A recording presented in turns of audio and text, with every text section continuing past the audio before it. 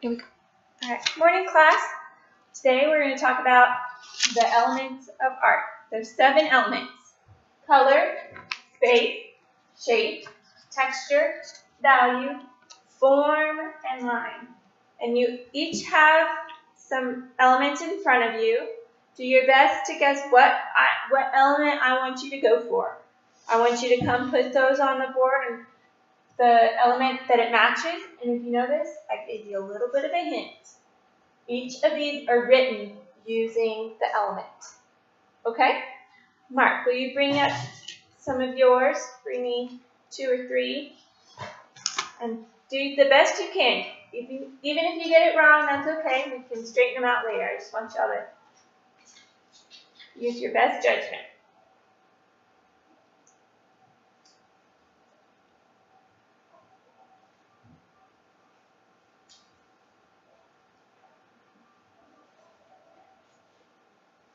Okay, good.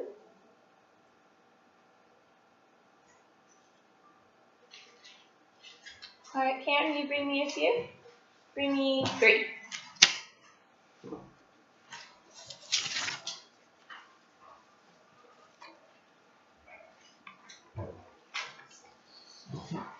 And students, if you've got all of yours figured out, then look around the room, see if you can find some elements in the room, in some pieces of art, or even in some typography, in some posters and things.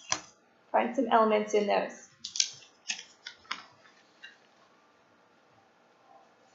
All right, Mark, will you bring me up 3 of your elements?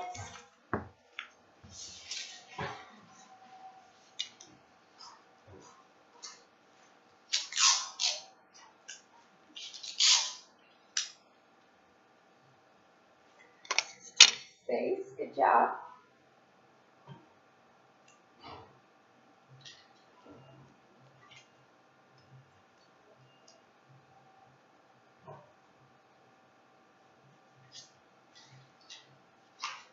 All right, Karen, bring up 2 of yours.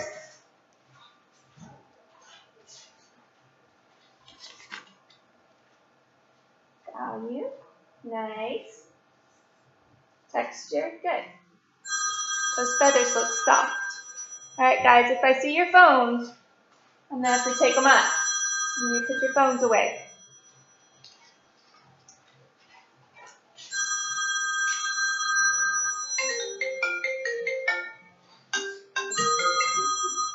All right, Karen, will you bring up yours?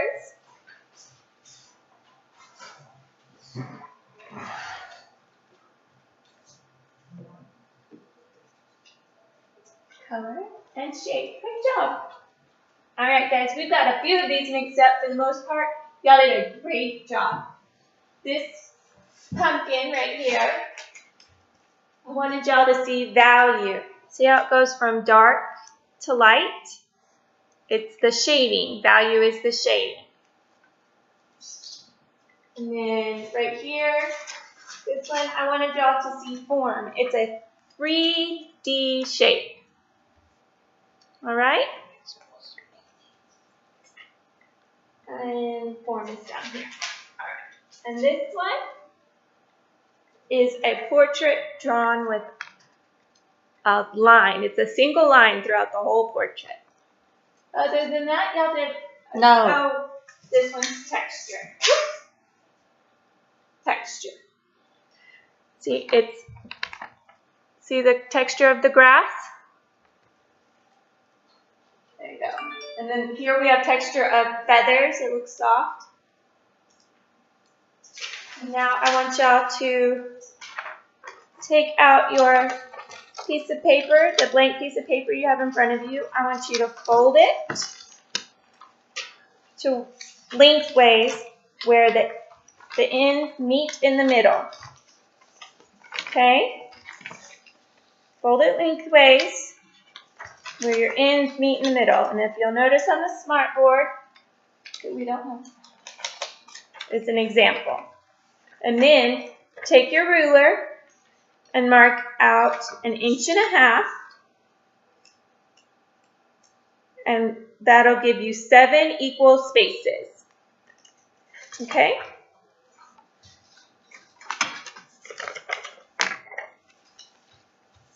And then along those, where you have those lines, those nice and equal spaces, I want you to cut along that line until you get to the fold. Cut along the line of those 7 equal spaces until you get to the fold. Don't go past the fold.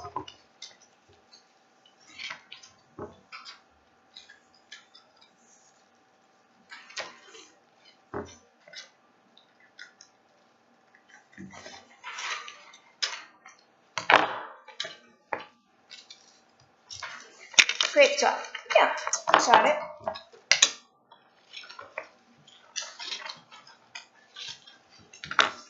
Wonderful. Right now, I have on the board these elements of art. And we're going to turn this into a handmade infographic. We're going to write these definitions on the inside of our handmade infographic. And on the front, we're going to illustrate the 7 elements of art. So let's talk about those. These are the basic elements that are used by artists in creating art. They are what you use to create an aesthetically pleasing work. When we make art, we need to understand and apply these 7 elements of art. Line. A mark made by a painted tool such as a brush, pen, a pointed tool, as a brush, pen, or stick, a moving point. So say I have a paintbrush and I'm moving it around the canvas, that's a line. And in this example, I drew a profile of a lady using a line. And this is a leaf, and the whole thing is made up of line. It has no value, has no form. It does have a shape. A shape, a flat, enclosed area that has 2 dimensions, length and width. Artists use both geometric and organic shapes. Can somebody give me an example of a geometric shape? Triangle. Great. And organic shape? A leaf. A leaf, good. Maybe one more. That one's easy. A fish. Yeah, a fish. That works. Color is one of the most dominant elements. It is created by light. There are 3 properties of color: hue, value, and intensity. The hue is the name of the color, so let's say red. But the tint of the color, the tint of red could be, if you add white to it, could be pink.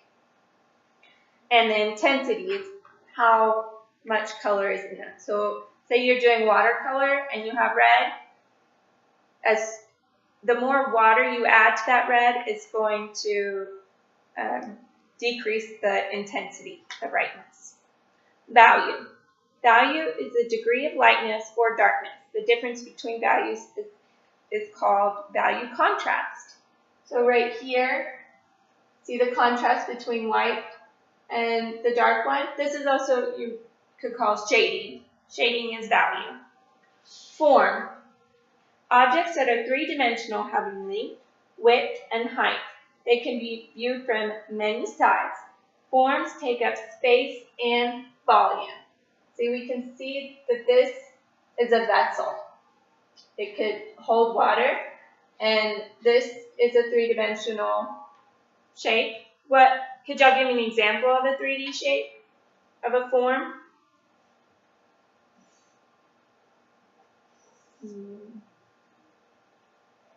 I like to eat ice cream out of some. What? I like to eat ice cream out of some. A cone? Yep, a cone. Good. Or a sphere, a ball. Texture describes the feel of an actual surface, the surface quality of an object. It can be real or implied. So right here, these feathers, I drew them, and it appears to look like soft feathers. And this appears to look like grass. It's an implied texture. But see that real bass fish that my dad caught, 13-pounder? That has an actual texture. You could touch it, and you would feel the scales. One more.